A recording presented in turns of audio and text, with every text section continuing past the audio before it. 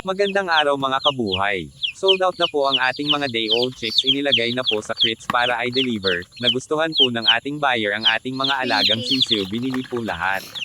Sa mga gusto pa po umorder, meron tayong malapit na ma-hatch ngayon pong February 11. Meron din po tayong fertile eggs na dalawang klase. Rhodes Island crossbreed sa Shamu, tapos Plymouth crossbreed sa Rhodes Island. Available din ang ating meat type chicken. Para po sa inyong mga katanungan, maaari po kayong mag-text or tumawag sa phone or mag-email. Thank you for watching mga kabuhay. God bless. Ingat.